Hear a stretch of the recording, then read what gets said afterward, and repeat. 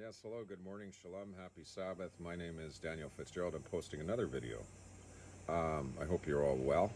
I was able to post a video of evidence against my brother on YouTube. It didn't. The reason why it didn't it wasn't working when I pressed the button to play it to review the upload was because it was not completely uploaded. So now it's uploaded, which is a good thing. And I just spoke with the Supreme Court of Canada. I told them that we're going to appeal under Section 24 of the Charter. And what this means in Canada is it means that if you feel that any of your rights have been violated under the Charter, you can appeal to a competent court of jurisdiction. Generally speaking, the Supreme Court of Canada is a court where it's an appeals court. So what this means essentially is, generally speaking, it means that if you've had a decision against you in the lower courts, then you can appeal to the Supreme Court. You can take a leave to appeal to the Supreme Court of Canada. These are the general rules, but these are charter violations, which is a bit different. So we're going to appeal to the Supreme Court of Canada. Okay, my lawyer was involved with my brother for 7 months. Everything my lawyer told me was nothing but hearsay. I have no documentation of him doing anything except filing my affidavits with the court. It's what he did unofficially to me, which he was very careful because Mr. Mullowney just used hearsay on the telephone. And I got an email from him the other day. Now, this is what he said. Now, this guy's really something. He said to me in the email, he said, "Daniel, are you able to receive emails?" Like he's pretending that he's pretending that he couldn't send me emails. That's garbage. He got all my emails, every one of them, and I got every email that he sent me. I received. Okay. So now he's pretending he's going to try and tell the Supreme Court of Canada when I sue him for violations of the Charter. He's going to try and tell the Supreme Court that he tried to send me emails and they were returned to him. Okay, but that doesn't matter because this lawyer, every derogatory thing he said and did, basically he's going to try and cover himself with the Supreme Court of Canada regarding his lack of action of the estate, and all the other things he pulled. So, nobody fires their attorney without good reason. It's a rarity for someone to fire their attorney. In Canada, there are bad attorneys, okay?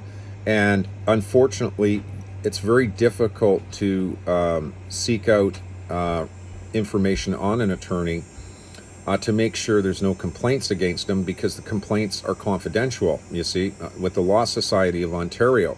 So you cannot go around and seek out attorneys, but check their backgrounds first to make sure that they're not bad attorneys. Just as there is anywhere else in life, there's bad attorneys, and I want the public to understand this. Okay, and attorneys are very smart. They screw people all the time. This is not uncommon.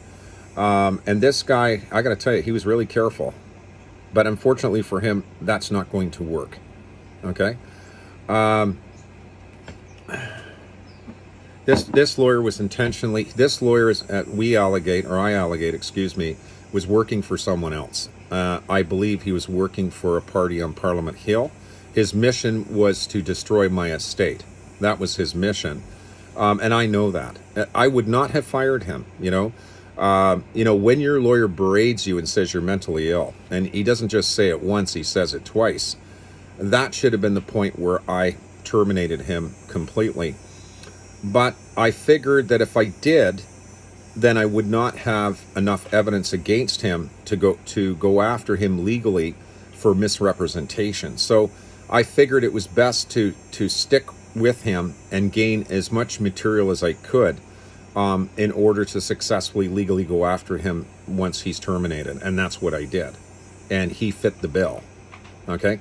I'll say to the Supreme Court that, and I say to the public that Miss my mom's best friend sent me in her package here documents 2 times. Now, some of these documents was evidence where my brother posted signs on the house, telling me, telling people. I'm sorry, my wife is showing something to me. People watching the house telling me that my brother posted signs on the house saying he's going to sell it. Okay, according to his 2016 will. His 2016 will is no good.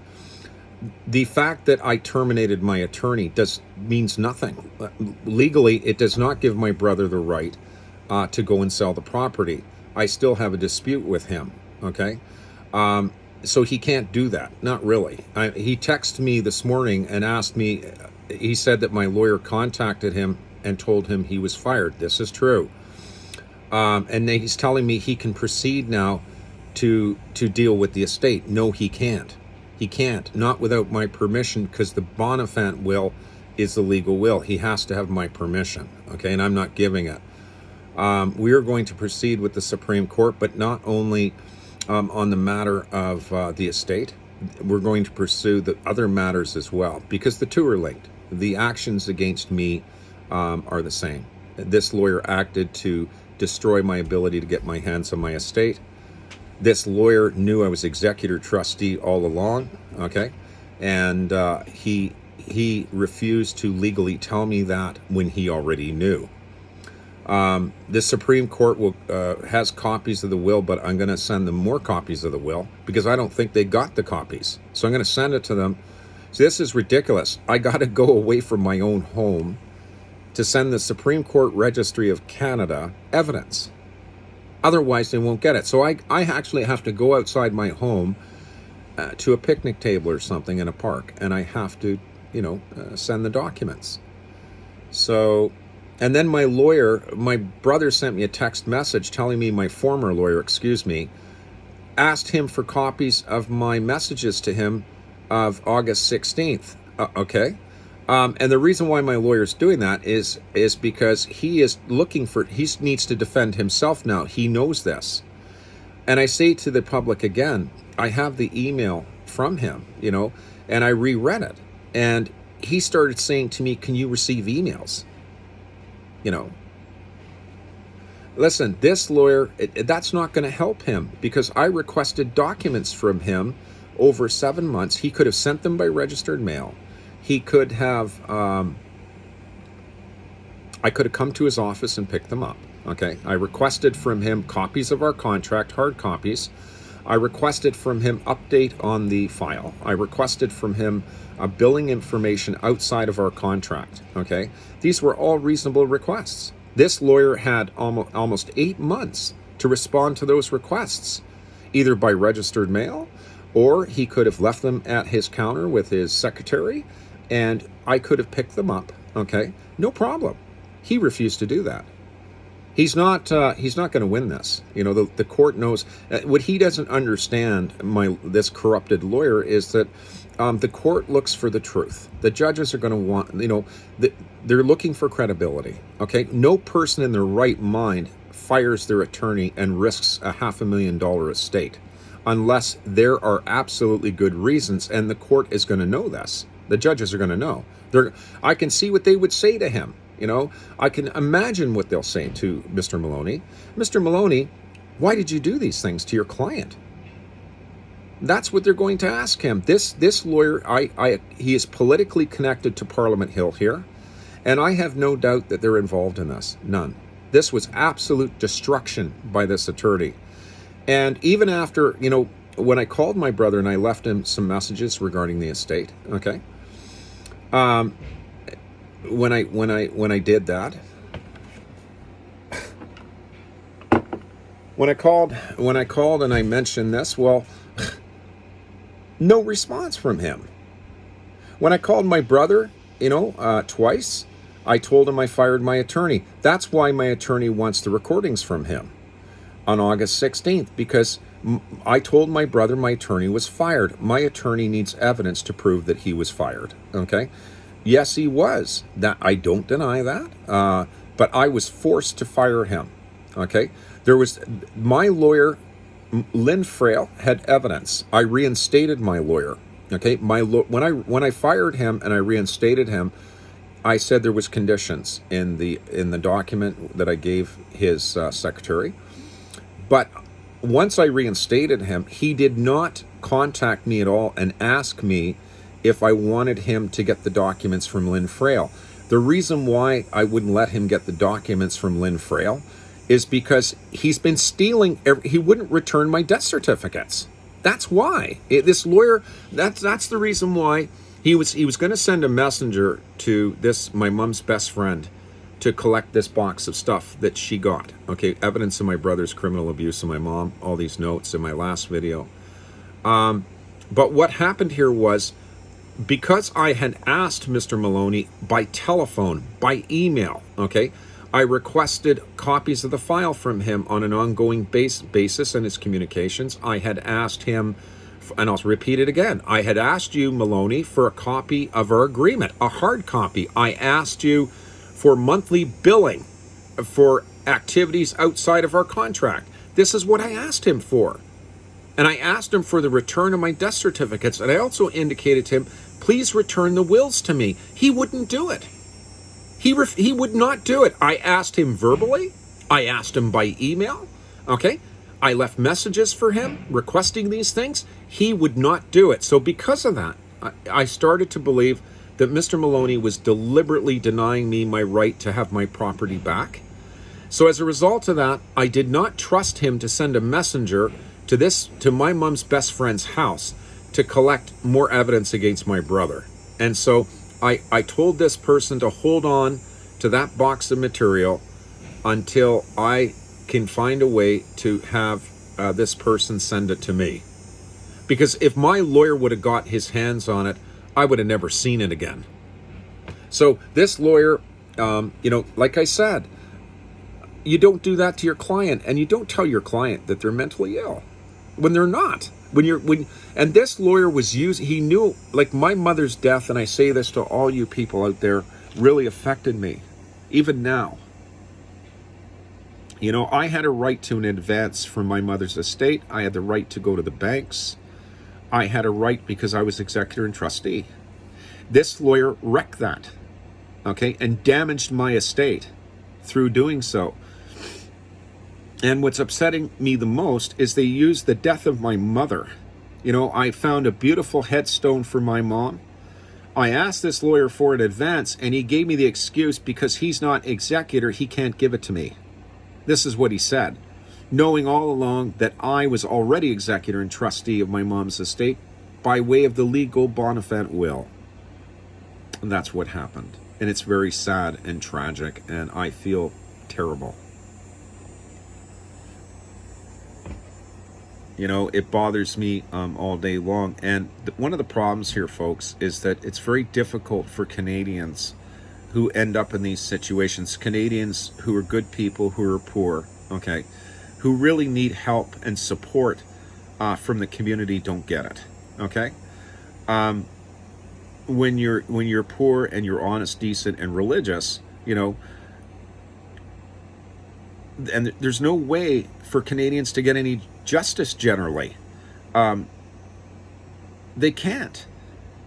The government won't let them. The government here, like the United States, is a clone copy. Even in the United States, there's many, many American people, okay, who have criminal cases against their government, or they have a case and people are, like an estate matter, and people are trying to gouge it, okay, or they have a political case against someone in their government, locally or federally or whatever the case may be, and the organized criminal syndicates are protecting these people. So the litigants, the good people who have honesty and integrity, cannot access judges. It's almost impossible unless you represent yourself. And unfortunately, that's the direction I have to go. My wife, we've been berated so badly. Imagine this attorney, Mr. Mullowney, when he told me, he said, I think you're mentally ill. The reason why he said that is I got angry on him on the phone and screamed. I was mad. And yet people have to remember that emotions are high when you lose a loved one, like your mother, okay? And you know of your mother's suffering as a result of your sibling, okay? And you find out things you didn't know, and then your lawyer is tempting your anger, and because you're upset emotionally over the loss of your mother, and you get upset with your lawyer, which is maybe overly upset, which in most situations may be unusual. But I was feeling the loss of my mom. This guy was screwing my mother, this lawyer. The mystery is why. Now, when I got angry with him the first time, I was screaming on the phone with anger because of what he was not responding to nothing. Okay, and because I got angry on the phone, still I explained to people, for example, and I explained this to my lawyer. I told him that I have lots going on here at home, Mr. Mullowney, that's causing me some stress, and the loss of my mother is the big stressor. That's the biggest one. And he says to me, well, Dan, I think you're mentally ill. Can you imagine someone saying that? Your mom passes away. You try to hire a lawyer to give your mom justice. You try to hire a lawyer who's going to represent you, who's going to honor my mother's last will and testament. And all along, after your lawyer says you're mentally ill, and he didn't just say it once to me, he said it twice. After he said it the second time, I terminated him. That's when I made my decision. But here's the problem. I didn't have enough on him. Okay, I needed enough to sue him afterwards, and I've got it now. So I say to all you folks out there, okay, that all of the public, you people out there, as a religious Jew, okay, I say to all of you poor Jewish people, or all of you Gentiles who are poor and you're being mistreated and your rights are being abolished, okay, in your city because of something you know, or because of evidence you have, or you want to embarrass your government through a public hearing in a Supreme Court. I say to all of you with these problems, go to your Supreme Court, okay? Do not allow yourselves to be heard by one judge. Rule number one. Not here, not in the United States. Don't do it. You want to appeal to a higher court where there's more than one judge, because governments are electing corrupted judges onto the benches, okay, so that they can screw you from a win, so that they can rub your nose into the ground and you walk out of the court crying and saying to God, I told the truth. Okay, so I say to people, that's why, one of the reasons why we're going to the Supreme Court of Canada, because there's 9 judges. Okay, 9, not 1, 9. There's been reports of corrupted judges in the media here. Okay, 1 judge in Quebec. Okay, now get this, a federal judge. All right, he was caught money laundering. And what does the Premier of Quebec say at that time? This female, this was years ago. She says, oh, we have to be careful how we handle this, okay? So it went public, and that was the end of it. The media never went after the Premier of Quebec to find out from her the details and the action that they were taking against this federal court judge who was caught money laundering, all right? Then there's Justice Patilla of the Superior Court of Toronto, okay, who told my wife and I, when we filed a lawsuit against CAS for $10 million, tells my wife and I that when we said that they were in default, which they were, this judge turns around and says to my wife and I called the clerk's office, and the clerk's office told me they're not in default, okay? And when we went outside afterwards, my wife's, because we were in a recess waiting to come back to return for his decision, my wife said, Dan, call the clerk's office. We had our cell phone. And I thought, yeah, great idea. So I did. My wife suspected something, and we got the answer we wanted. Justice Patilla lied. Okay? The clerk told me right on the phone. She said, I didn't believe her, by the way, at first. She said, look, Daniel, I have it right on my screen here. I'm looking at it right now. They're in default. Now, people said to me afterwards, after this event, why didn't we go in the court and tell the judge? Well, the reason why we didn't go into the court and say to the judge, Your Honor, they are in default, we just called the clerk's office, okay, is because we were scared. that the judge would get angry with us. That's why. That's why we didn't. Okay? And that's the truth. There's no lie there. Of course we would. Of course we would. But when you find out on your cell phone that the judge lied, okay, to you in the courtroom, are you going to go back to that courtroom? You see, these criminals, they know that. Let me explain a couple of things. Poor people in my country are punching bags for the government and the police, okay, and the court system. Poor people are their punching bag because they can get away with human rights violations, charter of civil rights violations. Poor people, they know, can't afford an attorney to go after them. You know, they can't. They don't have the money. And poor people don't dress well. There's lots of poor people here who suffer from some form of mental illness due to abuses, okay?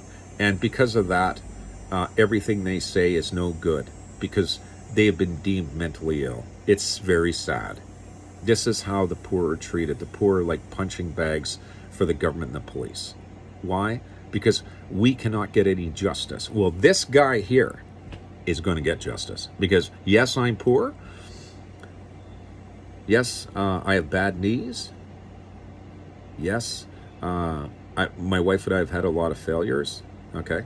But this time around, it's not going to fail. And I have God on my side. These people do not. I have the good Lord, Yahweh, the Jewish God is on my side, and I will prevail. Because I tell the truth. Because I don't lie. And when I appeal to the Supreme Court, it'll be an honor. I pray that they accept, because if they don't, that's it. There's no other place for my wife and I to go. And I'm going to email the Supreme Court and give them directions to my videos. They need to see them. I'd like the judges to see them. You know, even at home, they can, you know, each judge can look for themselves. Okay? I don't see any reason why not. I don't, you know, the judges have a right to go on YouTube in their private lives at home and look at whatever they wish. And nobody can do anything about it. And they can keep it secret to themselves, okay? They need to see my videos before they accept the application. That's my suggestion, and I will be suggesting that. I would like Justice Richard Wagner to see my videos, to look at them and see what they did. They don't care. I mean, the government thinks they control the courts. You know, they have their corrupted judges protecting them. That's what this government's been all about. You know, I understand, you know, the Supreme Court of Canada, you know, the odds of me getting my case to them are slim. Because and there's a few reasons for that, because they say they get 600 applications on average and they can only hear 80 of them. I'm praying that they'll take this one. You know, I'm not going to be able to represent myself properly from the standpoint, not because I'm not a good orator or I can't do up depositions and things like that. Of course I'm going to do that. Very good at that. Very good at historical. I can do historical cases. I can bring in the Holocaust and bring in books and documentation to prove what the government's done to us. That's not a problem. My problem is this is why this is why attorneys are attorneys and we're not attorneys, because they understand the legal lingo, you know, these forms with words in them that you have to look up in the dictionary, you know, to understand if you're a self-representing litigant. So yes, you know, it's always advantageous, you know, I was going to use the estate to, I was going to retain a lawyer I was going to give a lawyer a $10,000 or $15,000, $20,000 retainer to help us file in the Supreme Court when the estate was settled. I told Lee Mullowney that with the advance, I was going to get a brand new laptop, heavily secured, a secured phone, and a printer. Okay? Mr. Mullowney told me, and I repeat this again, because this is his most serious threatening remark, was when he said, when I told him about the other case, my videos are on there about the stealing of my boat, okay? They're posted here on YouTube, so you people can look at them. Now, I told him about that case, that video of the documents that I showed you, some of them, okay? I told him about that, Mr. J.L. Lee Mullowney, and I asked him, I said, well, Mr. Mullowney, do you think that I should go after the government on that? And more. I've got a lot more. That's not all I have. What I put up on YouTube regarding the documents against the government of Canada, those are just a few. I've got a file this thick against them. Okay? So with photos. I've got more photos. So Mullowney said to me, you better not, Dan. You don't want to rock the boat. So what his declaration on the phone meant was that the government would ensure I don't get my estate. That's what he meant. Okay, and so this is why I'm saying that his statement, he can say it's hearsay if he wants, but here's the problem for Mr. Mullowney. The problem for Mr. Mullowney is the court knows I don't lie. The judges know we have enough evidence, okay, to prove that Mr. Mullowney's a liar. Now, once Mr. Mullowney is deemed a liar by the court, then that's when they will only listen to us. And that's not going to be hard to do, okay? Mullowney, I believe Mr. Mullowney possibly might have, he's going to need my brother when I sue him. He's going to need him, okay? They're going to group together, the two of them. He's not going to have a choice, okay? It's my truth before God's throne himself and the judges. Let's see if God prevails in this. Let's see if the truth before God and his throne, and I swear under oath to God that I have spoken nothing but the truth. Nothing. There's no made-up stories. There's no imagination. The documents regarding what the government did to my boat, Jacob's Ladder, okay, reveal this. Also, while I'm on the subject of boats, excuse me, I want to show you a picture of Jacob's Goshen. It's an ass end picture, excuse me, a rear end, a stern picture, okay?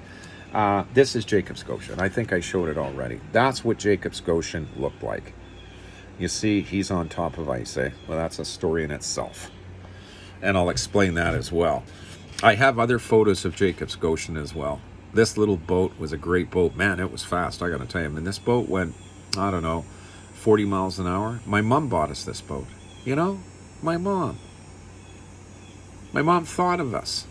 My mom cared. She's suffering in her house with abuses from my brother. You know, and she knew when she put this money in our account from what that boat cost, $2,600, she knew he would find out.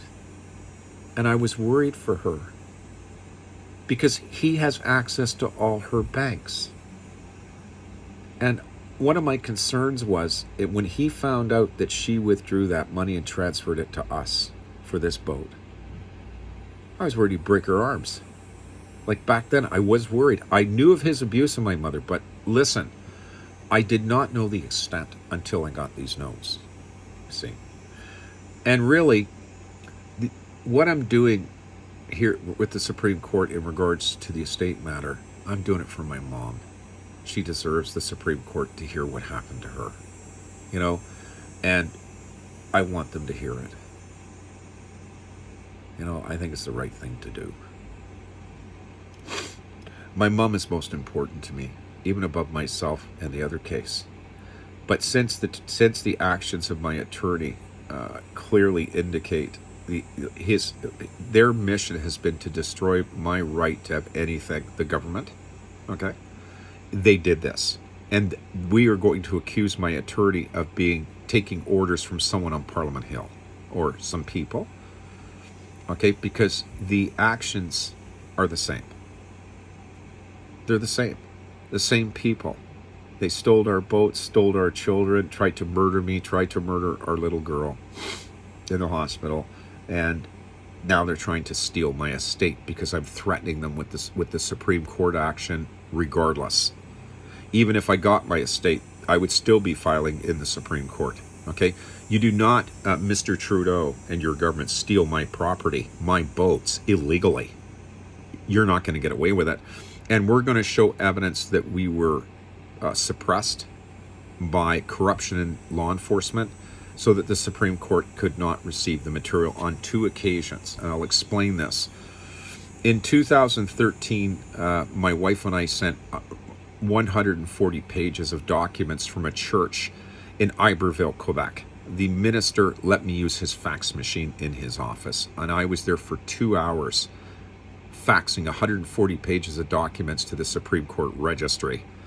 Then afterward, I asked the priest, does your fax machine give out confirmations? He said no, but he said it works. So I called the Supreme Court afterward, and a gentleman on Wellington at their courthouse answered the phone. And I explained to him I sent 140 pages of documents because I was told by the Supreme Court to get our application there as soon as possible. I was told this by the former Chief Justice's Executive Secretary in Chambers. Do you understand? That's Beverly McLaughlin. And I thank Miss McLaughlin and for having them tell me that. But this gentleman went and checked their fax machines while I was on hold with the Supreme Court. He came back and said we didn't receive a thing. Then we tried again in 2015, and this time we had a complete application. My wife did the whole thing by hand. She couldn't bend her index finger or her thumb for 2 days. I've got a copy of that here, okay, and that's going to the Supreme Court because they never got it, okay? I want you to understand they just didn't get it. So, but this time is going to be different. They're going to get it this time. And it was, like I say, I thank them. You know, I thank the staff there. I think that, I'll say it again, I'm going to stop this video. I'm fairly certain that they know I'm being obstructed. Okay? And I say to those that obstructed my emails from reaching them, I say to you, all you're doing is making the Supreme Court come closer to my wife and I. They're going to start thinking, there's something to this. They're blocking this man's emails from us. Okay? They did not block my emails from reaching my attorney. Okay? They never did. Never. Every email I sent my attorney never bounced back to me. Unless I spelt his name wrong. How is that? How is it my attorney got every email I sent him? None of them bounced back. They would be in my phone. I have all of the sent emails to my attorney. Okay? All of them, Mr. Mullowney. I have all of them.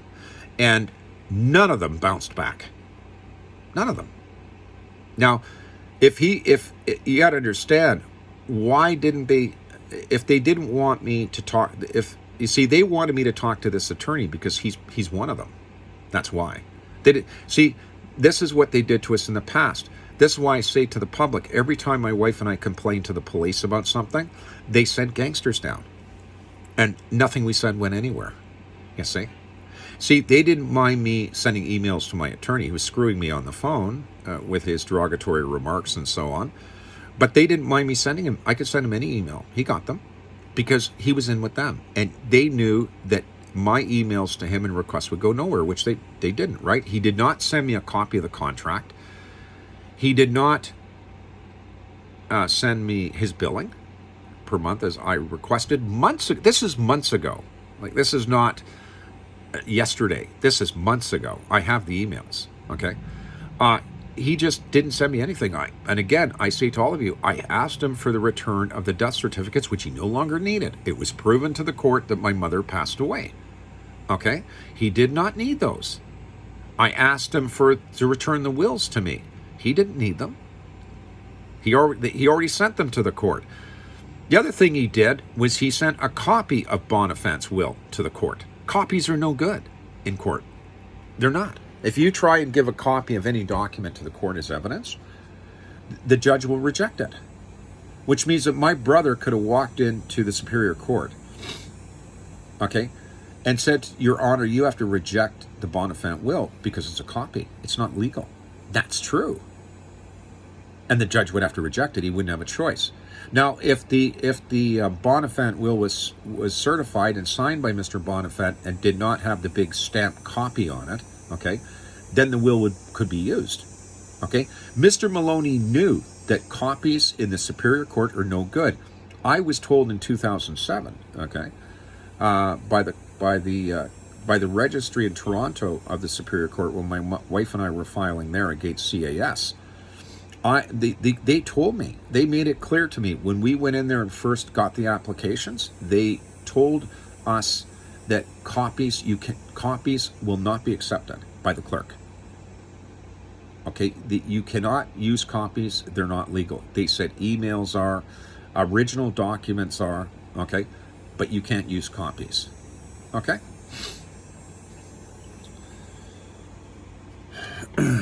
Okay? So that's what I'm trying to tell you. They can consider copies if they want. Do you understand what I'm saying? Like if the document is a copy, okay, but the court can confirm the document and the person that wrote it, that's a different story, right?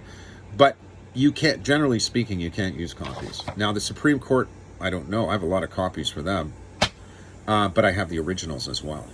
The key originals were this government applying the Commercial Shipping Act against my boat, okay? And I have those. I have the originals. So that's not a problem. And all the photos of the damage to our boats are all originals. They're not copies. Okay? There's no such thing as a copy of a photograph. So the photographs that we have in our email of Jacob's Ladders, I think I have 50 or 60 photos, okay? Each one means something, okay? They're all very significant and very important. They were to be used as evidence, all right? So, we're going to gather all that stuff. And believe me, Mr. Mullowney is a liar. He's not even apologetic. Let me tell you something. I got these boxes of material from my mother's best friend, okay? I told Mullowney, I said, Mr. Mullowney, I've got handwritten notes by my mom of his criminal abuse against her, a whole bunch of them, not just one, 30 or 40, with dates on them, the time he abused her. Mr. Mullowney, never asked me to give him copies of those or to photocopy them, nothing.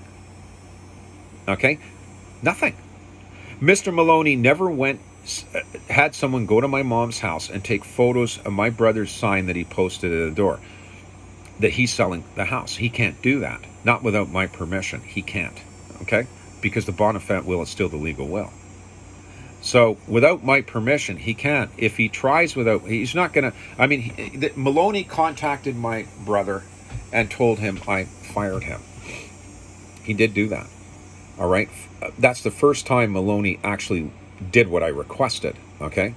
But when Mr. Mullowney did that, okay, my brother texted me. I got the text. I'm not even going to respond to it.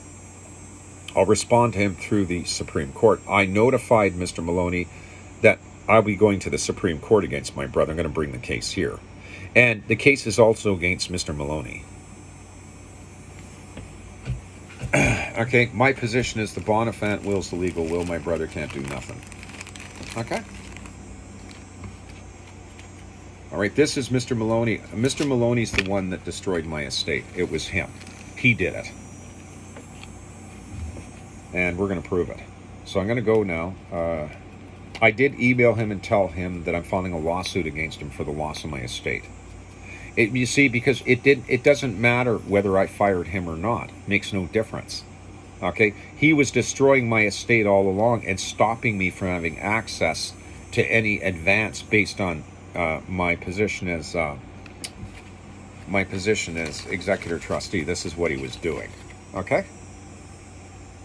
So, quite frankly, my lawyer, I accuse him of actually working with my brother against me. He's going to have to use my brother as a witness. He's not going to have a choice. Okay? He's not going to have one, and that's not going to work.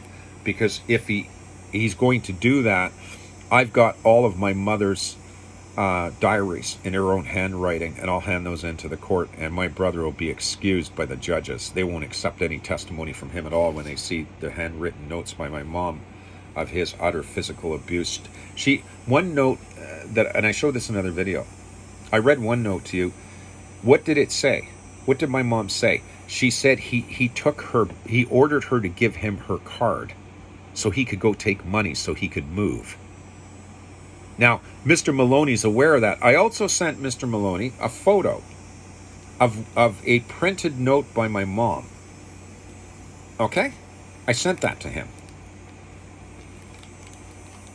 What did you do with it, Mr. Maloney? Did you send a copy to my brother? Did you tell my brother Maloney how much evidence I have on him for criminally abusing my mother? No, he didn't. He did not do that. So,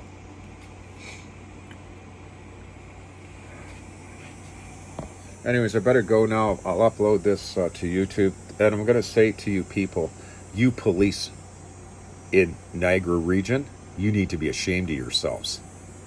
Okay, especially the bald one. You remember me, buddy? Mr. Officer, you stood with my brother, didn't you? You said to my brother, oh, I have to get out of the shade. I don't want my bald head to burn. Do you remember that? Laughing and giggling. And then, officer, I heard you say to my brother on the day he kicked us out, oh, I've notified headquarters, you said to him, didn't you? Laughing and giggling with my brother who was beating up my mother. See, this is why, folks, that's why we went there. You know, I knew that while we were there, I could protect my mom from my brother's abuse. Okay. She was very happy we were there, you know. And some things happened there. I bought my mom, my wife and I bought my mom on Mother's Day. We went across the street. It was spring, going into summer, Mother's Day. And this Oriental man, this Korean gentleman who owned the store across the street, he puts out flowers for spring, okay? So on Mother's Day, my wife and I went over there. We spent $60, and I bought my mom 2 beautiful hanging baskets for outside her door, because she had hanging baskets when we came. Those flowers died. Okay, so we bought her new ones and got her a nice, big, beautiful card for Mother's Day. All the cards I gave my mom, my wife and I wrote my mom every month. We wrote her and sent her a card every month for the last 2 years. We put, chocolate bars in for her, and she was so happy to receive it, you wouldn't believe it. Okay? Anyways, we got her the flowers on Mother's Day with a nice big card. You know what happened? She couldn't get out of bed, so she wanted to see the beautiful flowers we bought her, these new hanging baskets. And so I took them into her bedroom to show them to her. And she thought they were beautiful. And she said to me, Todd, can you leave them on the kitchen table for a couple of days and not put them outside, so when I come out, I can see them? I said, sure, Bob. Yeah. So I left them on the table for a few days, and they started needing some sun. So I said to my mom, I said, look, Mom, is it okay if I hang them outside the door now, because the flowers are starting to wilt a little, they need some sun? She said, sure. So she wanted to take a photo of them too, you know, and she wanted a photo of myself and my wife and her from a camera, but we didn't have one. She didn't want me to take a photo of the 3 of us, because on my cellular phone of that time, because there was no way for us to get the photo transferred and hard copied. My Pixie 4 was incapable of that, and we didn't know we could even do that, to be quite frank. And but anyway, so I finally put the flowers outside and hung them for her, watered them every day. The first 2 days they were out there, someone killed them, sprayed them with something, and in 3 days they all were dying. And I brought them in the house, and no matter how many times I watered them, I sprayed the leaves with water for my mom was really upset. They just start dying. These flowers were beautiful when we bought them. They were just planted. They were sprayed with something. They died like that. These were not flowers designed to be in the shade or just get partial sunlight. These are hanging baskets that you leave outside your door. You know, you hang them next to your door. A lot of people do that, or they'll put them on their porch. They're really pretty. Those were for my mom. Was I ever mad? I knew what someone had done, and I did not tell her, because it would upset her too much. My wife knew. We asked Marlene, who was looking after my mom, we said, look, Marlene, please don't tell my mom about the flowers. My mom did see them on the table because I brought them in. I said, oh, Mom, I'm just, giving them a little extra care. I didn't tell her. But she did notice that something was wrong. Hold on a second.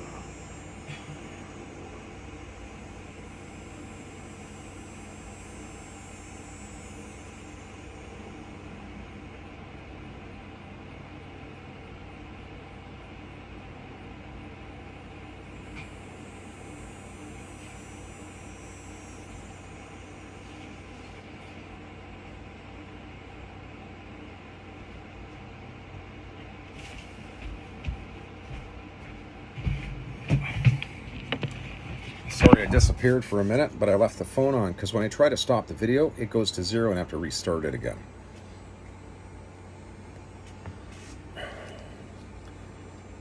Anyways, I'm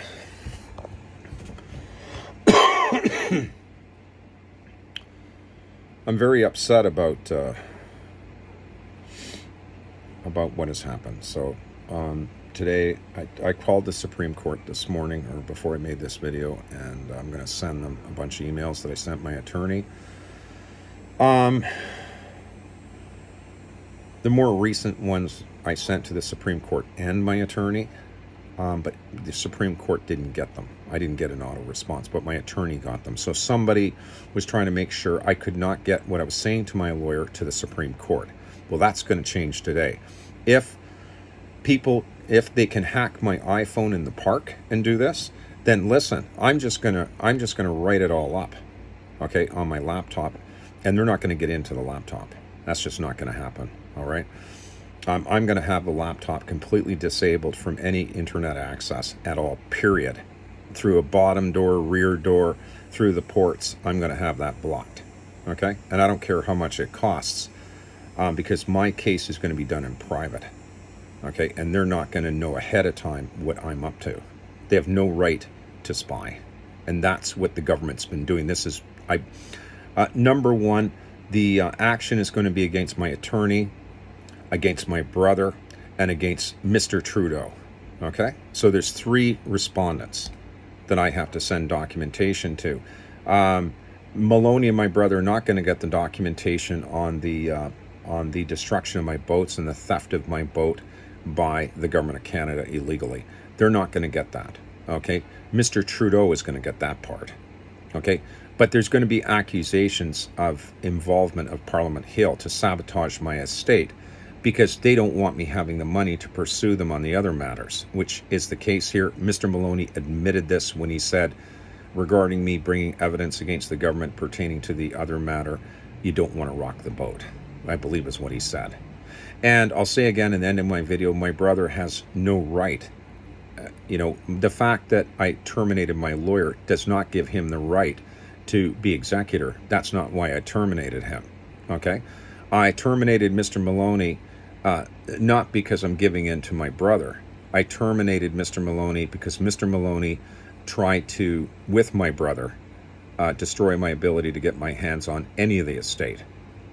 So I'm going to go now. Shalom, God bless, and I'll upload this later. And happy Sabbath to all of my Jewish brothers and sisters, and other people as well. May it be a safe one for all of us. Amen.